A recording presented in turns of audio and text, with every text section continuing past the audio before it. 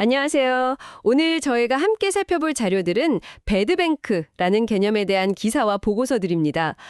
이름만 들으면 뭔가 좀 꺼림칙한 느낌도 드는데 사실 이게 금융 시스템이 어려울 때 나타나는 뭐랄까 구원투수 같은 거라고 하더라고요.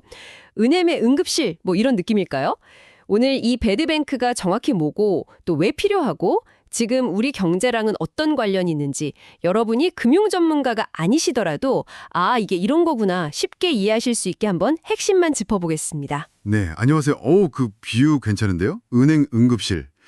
네, 맞습니다. 은행이 돈을 빌려줬는데 이걸 돌려받기 어려워진 대출, 이걸 이제 부실채권이라고 하잖아요. 이게 너무 많아지면 은행 자체가 좀 힘들어질 수 있거든요. 배드뱅크는 바로 이 부실채권, 그러니까 좀 안 좋은 자산만 따로 이렇게 딱 모아서 전문적으로 처리하는 그런 특별 기구라고 보시면 됩니다. 원래 은행은 계속 건강하게 영업할 수 있도록 도와주는 거죠. 금융 시스템 전체가 흔들리는 걸 막는 아주 중요한 역할이에요. 그러니까 은행 자산 중에서 좀 안 좋은 것들만 따로 떼어내는 뭐랄까 분리수술 같은 거네요? 네, 그렇죠. 분리수술. 근데 이게 왜 이렇게 복잡하게 해야 되는 건가요? 그냥 은행이 뭐 알아서 처리하면 안 되나 하는 생각도 드는데요. 좋은 질문이세요. 물론 은행들도 자체적으로 어떻게든 처리하려고 애를 씁니다. 근데 그 부실 규모가 너무 커지면요. 은행 자본이 줄어들고 그럼 이제 새로운 대출을 해주거나 뭐 투자를 하거나 할 힘이 없어지거든요. 이게 심각해지면 은행이 문을 닫아야 할 수도 있고 그럼 예금한 분들 돈도 묶이고 다른 은행들까지 막 위험해지고 그럴 수 있죠. 배드뱅크는 이런 진짜 최악의 상황을 막기 위한 어떻게 보면 좀 불가피한 조치인 경우가 많아요. 역사적으로 봐도 금융위기가 올 때마다 배드뱅크는 꼭 등장했어요. 1980년대 미국 저축대부조합 사태 때 그때 만들어진 정리신탁공사 RTC라고 하는데 그게 거의 시초격이고요. 우리나라 같은 경우는 아마 기억하시는 분들 계실 텐데 97년 외환위기 때 그때 설립된 자산관리공사 캠코가 바로 그 역할을 해왔죠. 또 2008년에 전 세계 금융위기 있었잖아요. 그때 미국이 타프라는 프로그램을 돌렸는데 그것도 비슷한 거고요. 그리고 자료 보니까 최근에 코로나19 때문에 힘드셨던 소상공인분들 돕기 위해서 만든 새출발 기금 있잖아요. 이것도 어떻게 보면 배드뱅크 성격이 있는 거죠. 그렇군요. 캠코가 외환 위기 때부터 정말 중요한 역할을 해왔고 최근 그 새출발 기금도 같은 맥락이라는 말씀이시네요. 네, 맞습니다. 그런데 보니까요, 최근에 정부가 추경 예산안을 짰는데 여기에도 배드뱅크 관련 내용이 있더라고요. 특히 장기 연체 채권 채무 조정 프로그램 이걸 새로 만든다는 게 좀 눈에 띄던데요. 이건 구체적으로 어떤 건가죠? 네, 그게 이제 약 1조 1천억 원 규모 추경안에 들어있는 내용인데요.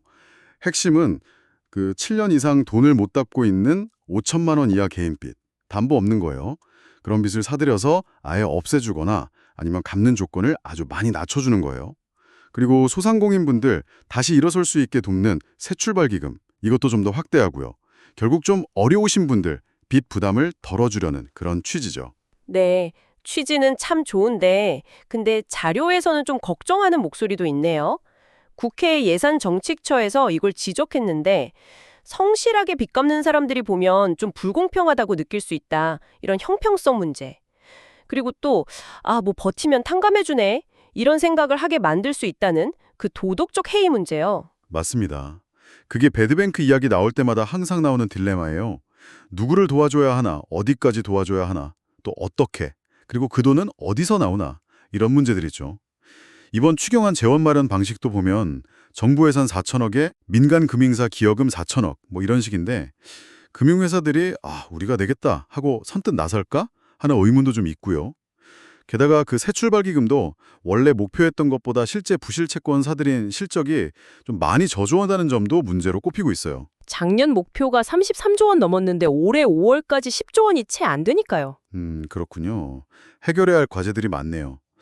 그리고 또 하나 흥미로운 지점이 있던데요. 시민단체 같은 비영리 법인도 개인 부실채권을 살 수 있게 하는 방안이 추진 중이라는 내용도 있더라고요.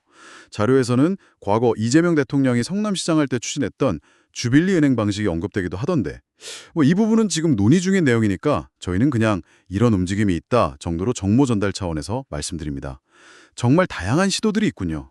네, 결국은 금융 시스템은 안정시키면서 또 어려운 분들은 도와줘야 한다는 그 두 가지 목표를 어떻게든 달성해 보려는 노력들이죠. 하지만 말씀하신 것처럼 공적 자금이 들어가는데 그럼 결국 국민 세금이 쓰이는 거 아니냐 하는 부담 문제, 또 도덕적 해이는 어떻게 막을 거냐, 형평성은 어떻게 확보할 거냐, 이런 과제들을 정말 잘 풀어가야 하는 거죠.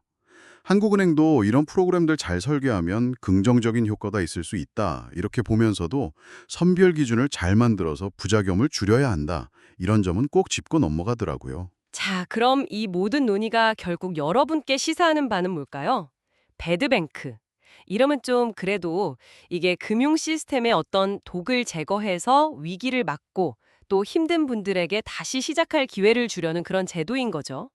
하지만 동시에 이건 누구를 위해서 또 누구 돈으로 하는 거냐, 이런 금돈적인 질문과 함께 형평성이나 도덕성 논란은 계속 따라올 수밖에 없는 것 같습니다. 네, 중요한 건 많은 자료들이 공통적으로 지적하는 것처럼 이게 성공적으로 운영되려면 정말 투명한 원칙, 그리고 명확한 목표 설정이 꼭 필요하다는 겁니다.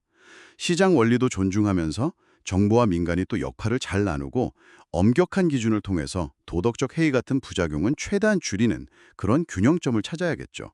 그냥 급한 불만 끄는 식이 아니라 정말 장기적으로 금융 시스템 안정에 기여하는 방향으로 가야 할 겁니다. 네, 오늘 이야기를 마무리하면서 여러분께 마지막으로 질문 하나 던져보고 싶습니다.